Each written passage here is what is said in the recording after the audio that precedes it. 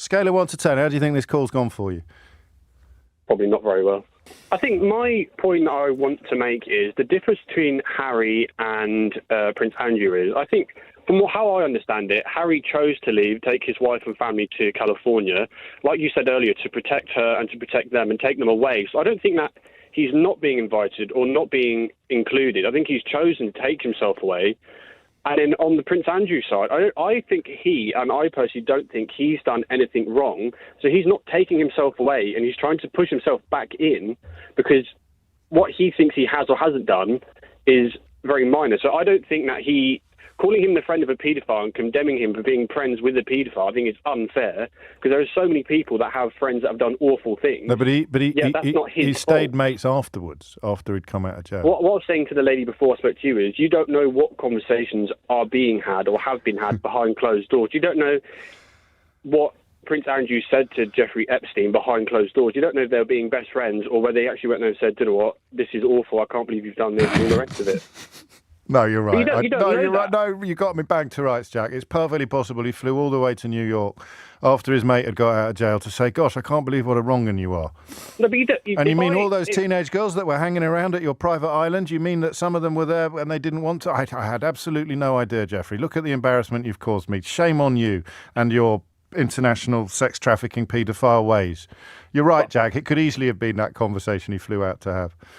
But I think you don't know that. I'm agreeing with you, mate. It could absolutely, he could have flown all the way to New York to say, all those girls that were knocking around who I asked you whether they were underage and you assured me that they weren't and they were all there entirely of their own volition. God, the embarrassment, you disgusting man. Shame on you for offering me massages with them and taking my photograph with my arms around. Shame on you, Jeffrey Epstein, for your disgusting behaviour. You're right, mate. I think what we understand about Jeffrey Epstein is he was a master groomer, manipulator, and horrible person. You don't know that. You don't know what conversations he had in private. He might have been a lovely guy. No, sorry, I'm just deploying your own logic. I'm just deploying your own logic here, Jack. But just to go back on what you just said then, we know that's not true because we know the crimes he was convicted of and the things that we know he did. How do we know that? How do we know that? Because we know. How? We know that is fact. Yeah, because he went to court. And faced the accusations. But so now, Andrew off the top of your head, who didn't? Andrew never did. Exactly. How did he avoid it? Well, by doing what everyone else would have done in that situation. So you, innocent of sexual assault allegations, would pay off the accuser rather than have your day in court and prove your innocence? It's a simple question, Jack. I wouldn't because I don't have that kind of money. It's all right. She's going to take 50 quid, mate. Are you going to pay her off or are you going to have your day in court? If she's going to take 50 quid for a sexual assault, then I would imagine that there's something deeper going on there than...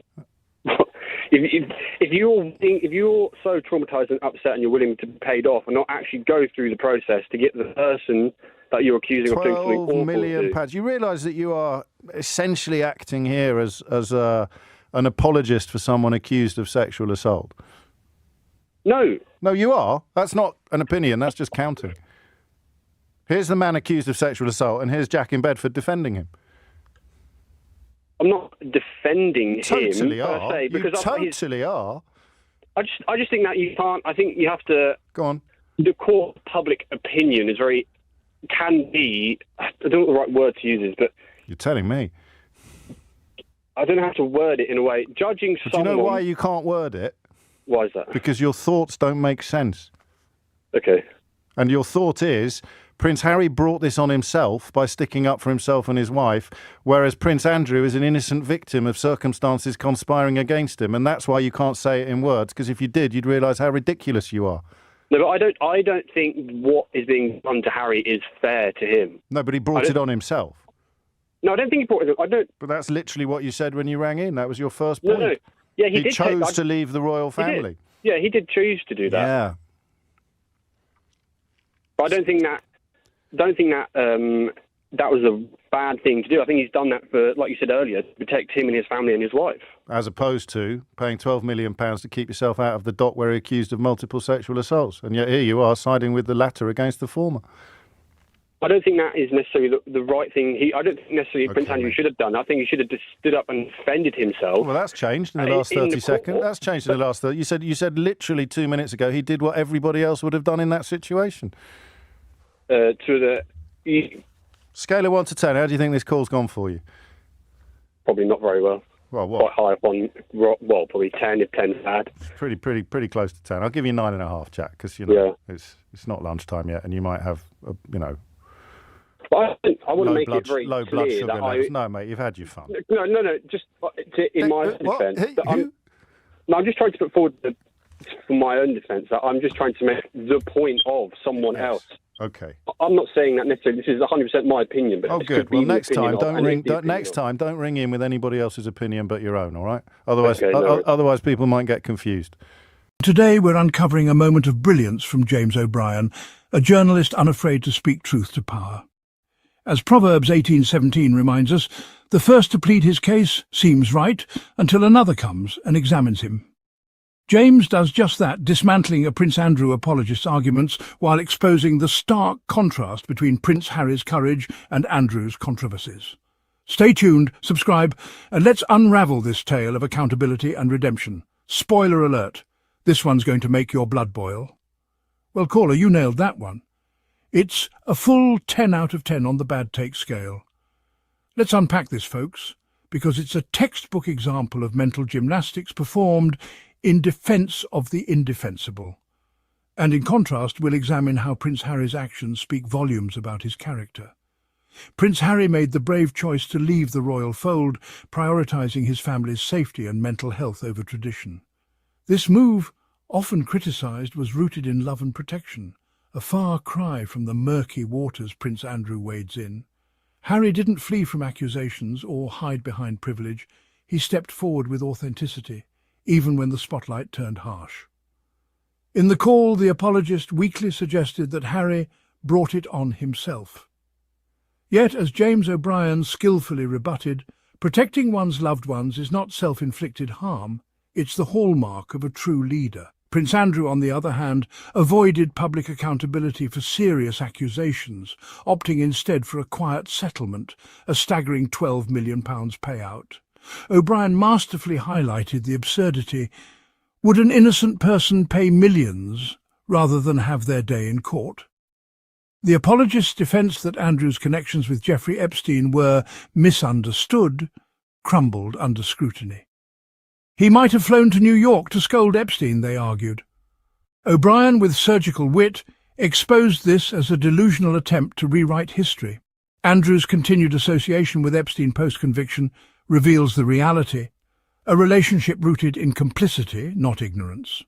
James O'Brien exposed the heart of the apologist's flawed argument, double standards in public perception.